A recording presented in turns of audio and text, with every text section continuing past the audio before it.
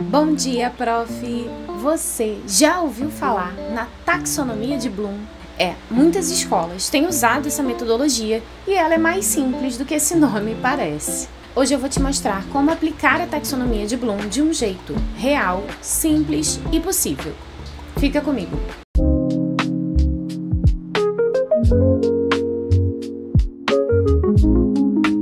Muita gente, quando escuta esse nome, taxonomia de Bloom, já pensa: ai meu Deus, mais peso, mais burocracia, mais coisa que eu vou ter que aprender.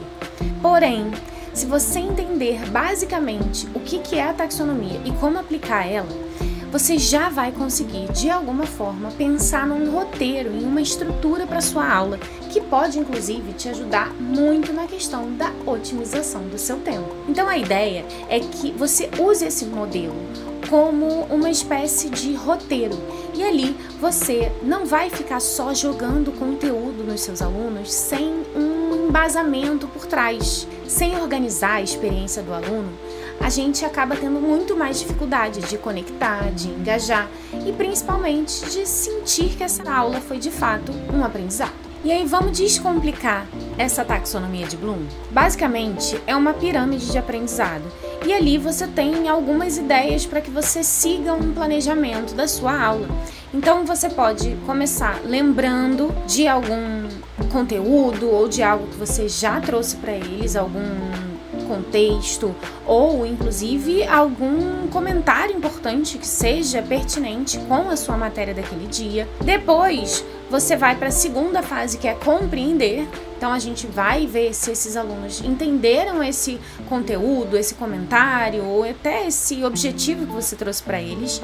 Depois você vai aplicar e aí um pequeno exercício ou algum teste que você possa medir se esse conhecimento realmente foi fixado. A análise que você vai trazer também até para que eles possam analisar essas respostas deles. E depois, por último, uma avaliação e uma criação por parte desses próprios estudantes. Então a ideia é que quando você organiza de fato numa pirâmide esse aprendizado, os alunos vão estar cada vez mais ativos durante a aula e a sua aula também não vai ficar aquela monotonia de você ficar ali falando, como se fosse uma palestra. A ideia, gente, é que os alunos eles possam não só usar os professores para esclarecer os objetivos e para organizar melhor como que vai ser o andamento dessa aula, mas também para ajudar no planejamento e também com as instruções apropriadas, além de vocês garantirem que essa instrução e a avaliação estejam alinhadas com os objetivos da aula. É importante que vocês entendam que não necessariamente você precisa seguir essa ordem que eu falei da pirâmide. Inclusive, tem a escola de uma mentoranda minha que ela troca o final. Então, às vezes acontece de você ter algumas ordens ali sendo um pouco substituídas em algumas escolas. Mas a ideia é que você tenha de fato um planejamento para várias etapas da sua aula e que o aprendizado ele passe por diversos processos. E aí, se ainda não ficou claro, eu vou dar um exemplo da minha matéria, mas aí vocês podem adaptar para a matéria de vocês, tá? Basicamente, você pode dividir, inclusive, em várias etapas a sua aula. E ali no começo, você vai ativar os conhecimentos prévios desses alunos, perguntando, por exemplo, vamos supor que a aula seja Segunda Guerra Mundial. Você pergunta: e aí, vocês já viram algum filme sobre Segunda Guerra? Conhecem a menina que roubava livros? E isso aí já vai gerar ali um conhecimento, um debate, uma lembrança, inclusive, desses alunos sobre aquele seu conteúdo. Depois dessa primeira fase, que você ativou esses conhecimentos prévios, você vai para a segunda parte, que é a compreensão, né? Então você vai explicar melhor conceitos chaves, não precisa explicar tudo sobre a Segunda Guerra Mundial.